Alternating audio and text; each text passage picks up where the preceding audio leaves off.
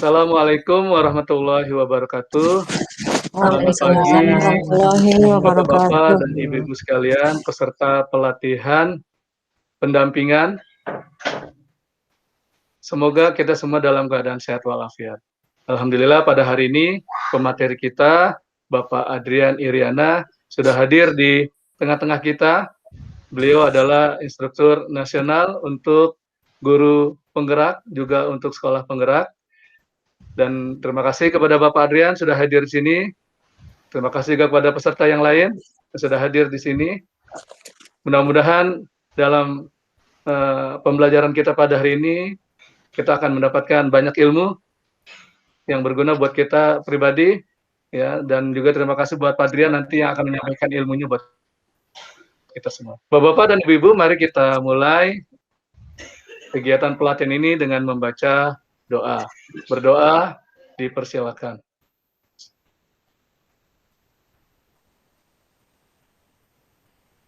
Berdoa selesai. Ibu Sri mau mimpin ice breaking? Dipersilakan. Boleh, silakan. Boleh. Silakan Bu Sri, dipersilakan. Ice breaking dulu ya, Pak Fasilitator ya, sebentar. Silakan. Baik, rekan-rekan, kita ice breaking nih untuk sesi ini.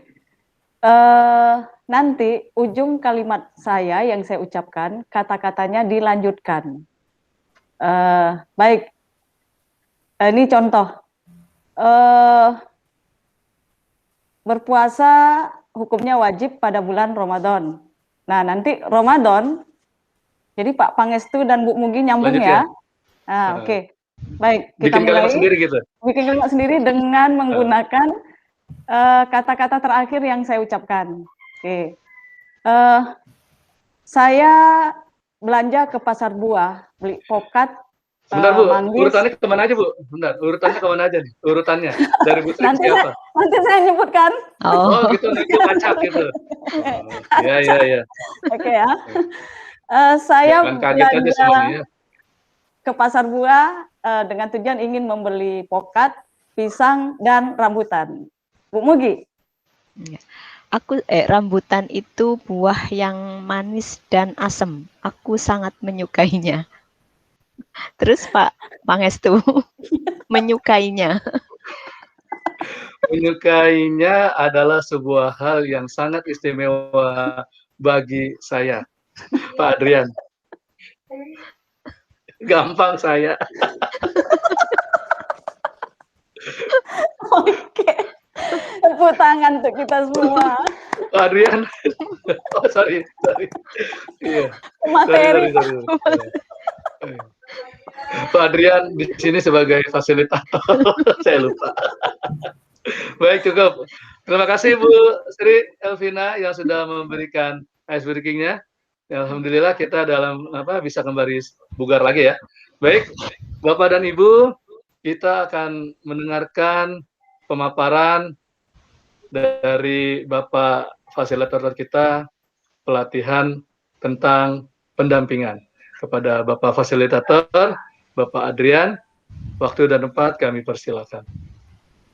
Baik, terima kasih Pak Pangestu. Bapak Ibu, ini karena ini waktunya kita terbatas, kita segera mulai saja ya Bapak Ibu ya. Iya, Pak. Ya, sebelumnya saya ingin sedikit menggali apa yang telah Bapak Ibu dapatkan di hari-hari sebelumnya tentang pelatihan kurikulum ini.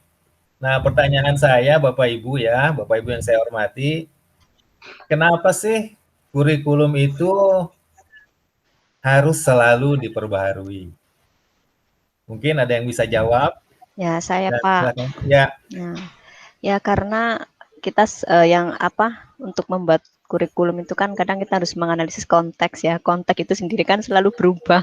Jadi kalau menurut saya kurikulum ya sebaiknya berubah disesuaikan dengan perubahan itu sendiri, Pak. Ya, oke. Ada lagi yang lain silahkan selain Bu Mugi. Bu Mugi luar biasa pendapatnya ya. Ya.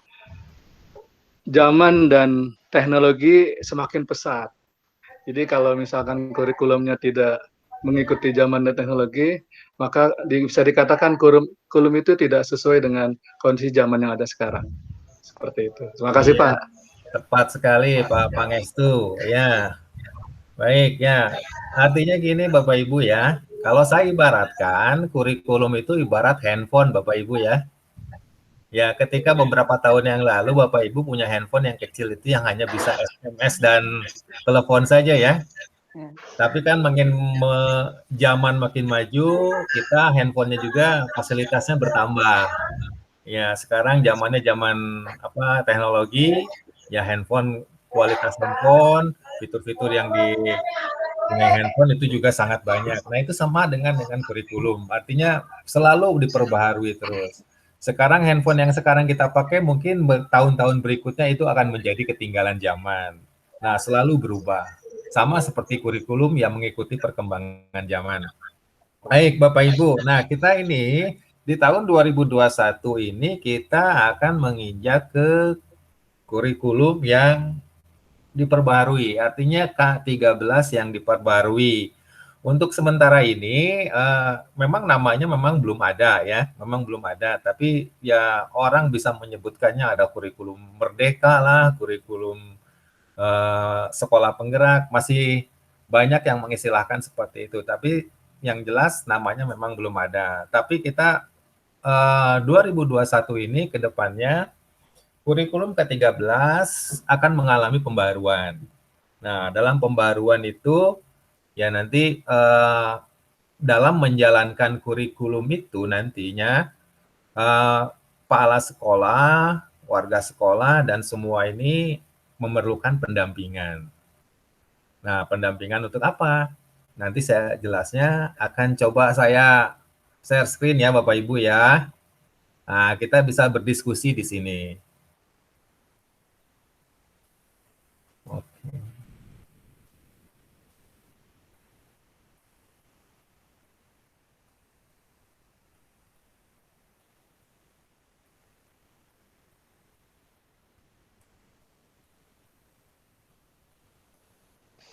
Sudah terlihat Bapak Ibu? Sudah, Pak. Sudah terbaca kah? Sudah. Nah, ini ya proses penyusunan kurikulum operasional di satuan pendidikan ya. Nah, di sini kita akan masuk ke pendampingan, evaluasi, dan pengembangan profesional di satuan pendidikan. Ya, satuan pendidikan apa? Itu mulai dari TK, SD, SMP, SMK, bahkan sampai SLB. Jadi di seluruh satuan pendidikan.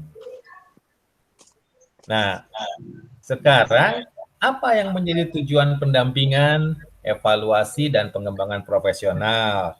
Dan bagaimanakah siklus pembinaan dan evaluasi tersebut? Kemudian, apa saja yang menjadi pertimbangan yang perlu dilakukan saat merencanakan pendampingan, evaluasi, dan pengembangan kurikulum? Nah, di sini Bapak Ibu, ini terbaca tidak? Mudah-mudahan sih tulisannya terbaca, karena ini banyak ini. Iya, nampak kok, Pak. Ya.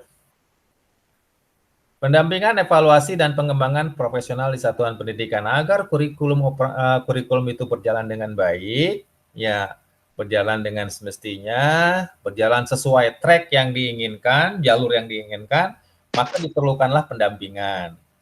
Dan diperlukan juga evaluasi dan pengembangannya untuk bisa diterima di satuan pendidikan.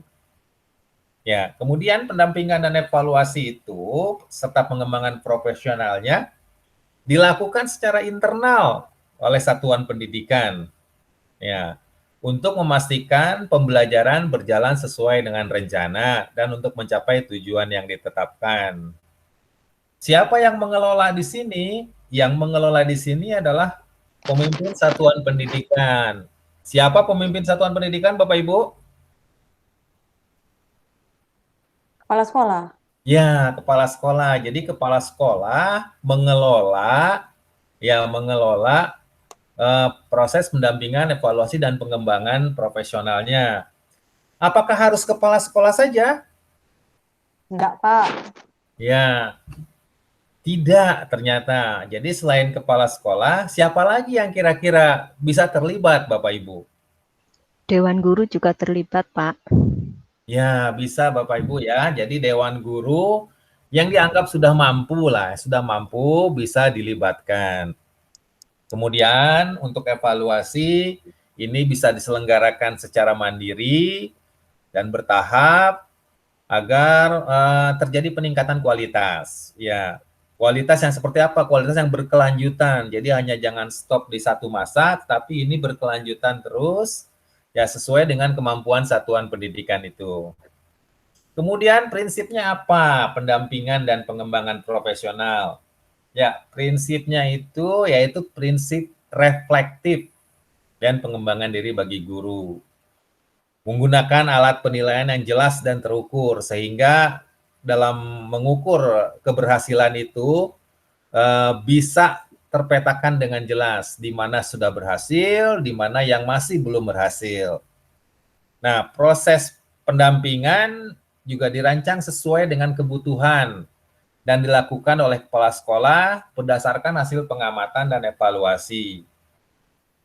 Nah, beberapa contoh pendampingan dan pengembangan profesional. Yang pertama itu coaching. Coaching ini istilah bahasa Inggris Bapak Ibu ya, diambil dari kata coach ya, ini melatih ya. Dan tujuannya adalah untuk menggali pemikiran-pemikiran seorang terhadap sesuatu masalah. Kemudian mentoring. Mentoring artinya memantau, memonitor. Oh, sorry, salah. Bukan memonitor. Mentoring itu semacam berbagi pengalaman untuk mengatasi suatu masalah tersebut. Jadi ketika ada masalah, seorang akan membagikan pengalamannya, kemudian harapannya dari pengalaman itu bisa digali solusi-solusi untuk mengatasi permasalahan tersebut. Dan kemudian juga pelatihan, ya. Macam-macam pelatihan seperti IHT, BIMTEK, dan sebagainya akan menguatkan pengetahuan dan keterampilan yang berkaitan dengan kinerja. Nah, ini bisa kita menggunakan narasumber yang mampu di bidangnya, baik itu internal dan eksternal. Dan disesuaikan juga dengan kemampuan satuan pendidikan. Oke, Bapak Ibu. Prinsip-prinsip pendampingan dan pengembangan profesional. Pendampingan dan pengembangan profesional sebagai aktivitas yang dilakukan berdasarkan hasil kegiatan evaluasi. Kemudian setelah itu menetapkan ruang lingkup pendampingan dan pengembangan profesional. Menentukan area yang perlu diperbaiki, apakah dari perencanaan program dan pelaksanaan program. Kemudian, pendampingan dan pengembangan profesional dilakukan secara terencana dan strategis untuk mencapai tujuan dalam jangka waktu tertentu dan orang yang tepat untuk melakukan aktivitas pembinaan tersebut. Pendampingan dan pengembangan profesional adalah suatu proses kolaboratif, kerjasama dalam satuan pendidikan, baik itu dari pendamping, guru, dan sebagainya demi tercapainya tujuan bersama. Sampai sini bisa dipahami Bapak Ibu? Kalau ada pertanyaan, dipersilahkan. Ibu Sri, Pak Pangestu, Ibu Mugi, mungkin ada yang belum jelas. Silakan. Baik, terima kasih ya Pak Adrian ya, atas pemaparan materinya. Untuk acara selanjutnya yaitu tanya jawab. Bapak dan Ibu bisa menanyakan. Sebenarnya belum Pak, ini belum selesai Pak. Saya belum selesai, maaf. Hanya memotong bagian supaya ini menguatkan pemahaman Bapak Ibu. Oh gitu ya. Apakah Bapak Ibu sudah paham sehingga saya akan melanjutkan ke berikutnya gitu, materi berikutnya. Sudah kalau paham. Tidak ada berarti ya. Paham Pak, paham. Ya Bapak Ibu ya. Paham ya. Pak, ya paham. Ya alhamdulillah. Kalau gitu tidak ada masalah dengan coaching, mentoring, pelatihan dan sebagainya. Nah sekarang kita lanjutkan ke evaluasi Bapak Ibu. Ya evaluasi pembelajaran ya secara menyeluruh bertujuan untuk mengukur keberhasilan guru dalam memfasilitasi pembelajaran. Nah, dalam evaluasi ini, Satuan Pendidikan mengumpulkan data keberhasilan implementasi pembelajaran dan refleksi secara individual maupun bersama-sama untuk seluruh warga sekolah. Kemudian prinsip-prinsipnya apa dalam melakukan evaluasi ini? Pertama, menetapkan tujuan. Ya, ini tujuannya harus kita tetapkan lebih awal. Kemudian, menetapkan data informasi yang ingin didapat dalam kegiatan peninjauan. Yang ketiga, menentukan bentuk asesmennya apa? Asesmen yang cocok. Kemudian yang keempat, merancang aktivitas evaluasi yang bersifat reflektif. Ya, reflektif itu berarti menghasilkan umpan balik. Kemudian menggunakan alat penilaian dan pencapaian yang jelas dan terukur. Oke, itu prinsip-prinsip evaluasi. Nah, di sini ada bagan Bapak Ibu, evaluasi kurikulum operasional di satuan pendidikan. Ya, mengapa kurikulum operasional perlu direfleksikan dan ditinjau ulang? Kemudian apa yang perlu ditinjau kembali? Kemudian bagaimana cara melakukannya, dan siapa yang terlibat dalam evaluasi kurikulum operasional. Nah, ini ada beberapa, saya mungkin tidak akan membaca satu persatu, ini Bapak Ibu bisa lihat, bisa baca. Nah, ini yang pertama Bapak Ibu, mengapa kurikulum operasional perlu direfleksikan dan ditinjau ulang? Tadi jawabannya Bapak Ibu yang pertama pertanyaan itu dari saya itu ini sudah menjawab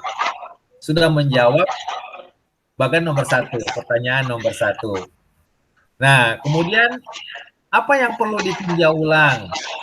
Ya, ditinjau ulang bisa kompetensinya, bisa alur pembelajarannya, sumber materi ajar, persepsi peserta didik, kemudian satuan pendidikan, proses dan programnya dan sebagainya. Bagaimana cara melakukannya? Cara melakukannya ini bisa dengan kolaboratif, reflektif, berbasis data, dan berpusat pada peserta didik, serta fokus pada perbaikan dan pengembangan. Nah, siapa yang terlibat di warga sekolah itu? Baik itu yang guru, wakasek, kepala sekolah, peserta didik, dunia kerja, pakar, dan sebagainya. Oke, Bapak Ibu, gimana ini tentang evaluasi kurikulum operasional di satuan pendidikan? Ada yang ingin ditanyakan?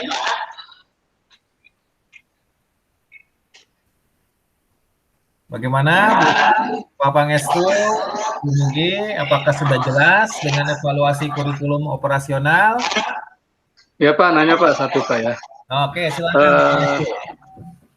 Dalam kurikulum operasional ini kan kita ada istilah berkolaboratif ya, dengan melibatkan seluruh stakeholder. Nah itu nanti posisi orang tua murid atau komite sekolah itu nanti seperti apa sih Pak dalam posisi evaluasi kurikulum satuan pendidikan ini? Mohon penjelasannya Pak. Oke, ya baik. Nah, orang tua peserta didik yang terlibat dari komite ya, komite sekolah ini dilibatkan secara penuh dalam pengambilan keputusan yang bersifat strategis, di mana ketika sekolah itu akan melaksanakan suatu program, nah program itu nantinya akan apa istilahnya ya, istilahnya itu membutuhkan suatu dana yang cukup besar, sedangkan dana yang didapat dari BOS itu tidak cukup, sehingga ini bisa dikoordinasikan dengan komite sekolah.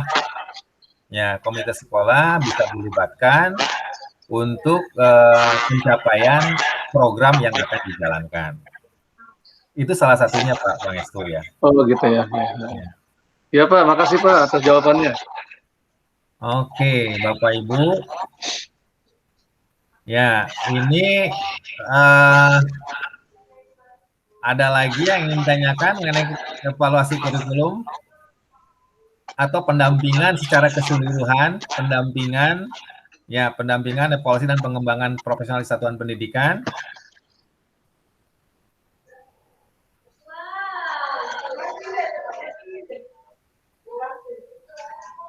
Gimana Bapak Ibu? Cukup Pak. Cukup. Ya, kalau begitu saya yang bertanya ya Bapak Ibu ya. Ya saya yang bertanya Ya ya Pak, siap Pak. Ya, pertanyaan saya, apa peran kepala sekolah di dalam proses pendampingan, evaluasi dan pengembangan profesional di satuan pendidikan? Apa peran kepala sekolah? Oke, silakan dijawab Bapak Ibu. Kalau menurut saya peran kepala sekolah sebagai motivator, Pak, Apa, yang Bu? mendorong, yang memotivasi dan memimpin jalannya pendampingan tersebut. Ya. Yang memotivasi ya, oke. Ada lagi, Bapak Ibu? Yang melakukan evaluasi, Pak. Iya, salah satu yang melakukan evaluasi ya, Bapak Ibu ya, oke. Luar biasa. Nah, pertanyaan berikutnya, kenapa atau mengapa kurikulum itu perlu dievaluasi? Saya Pak jawab Pak. Ya, silahkan. Karena kurikulum harus mengikuti perkembangan zaman Pak. Sebab perubahan zaman dan teknologi sangat cepat ya, apalagi dengan kondisi pandemik di sekarang ini ya, di mana banyak pembelajaran dilakukan jarak jauh ya. Nah, kalau kurikulumnya tidak mencakup bagaimana bisa mengcover pembelajaran tatap muka dan jarak jauh, maka bisa dikatakan kurikulum ini tidak mengakomodir semua model pembelajaran.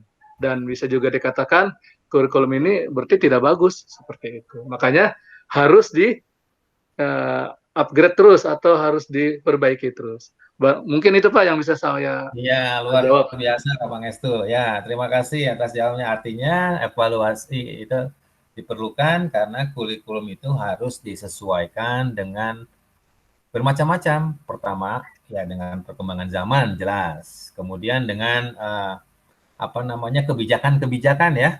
Artinya kebijakan-kebijakan negara, pemerintah juga ya bisa sebagai salah satu faktor yang mengapa kurikulum ini perlu dievaluasi. Ya, baik Bapak Ibu. Ya, kalau tidak ada lagi yang ingin ditanyakan, ya mungkin pelatihan mengenai pendampingan, evaluasi dan pengembangan profesional di satuan pendidikan ini bisa kita akhiri. Saya mengucapkan terima kasih atas segala perhatiannya, atas segala keterlibatannya secara aktif Bapak Ibu di pelatihan ini. Ya, mudah-mudahan apa yang kita telah diskusikan di sini bermanfaat untuk kita semua. Amin. Baik, Bapak Ibu, mohon maaf kalau ada yang kurang berkenan atau kurang jelas. Ya, nanti kita bisa diskusikan lebih lanjut ya Bapak Ibu ya. Terima kasih. Saya akhiri. Wassalamualaikum warahmatullahi wabarakatuh. Waalaikumsalam warahmatullahi wabarakatuh. Baik Bapak dan Ibu, itu pelatihan kita pada hari ini ya tentang pendampingan. Nanti dari pemaparan Bapak Adrian bisa kita gunakan sebagai pengalaman kita untuk turun di lapangan sebagai instruktur untuk menampilkan di tempat pelatihan kita pada saat kita bertugas. Mungkin itu dari saya sebagai moderator, mohon maaf. Lebih kurangnya kami ucapkan Assalamualaikum warahmatullahi wabarakatuh. Terima kasih buat semuanya. Ya. Terima kasih. Baik. Ini yang nggak kedua. Ini langsung atau dimatikan dulu? Langsung aja Bu. Rekodnya dimatikan dulu ya Pak. Break dulu. Oke.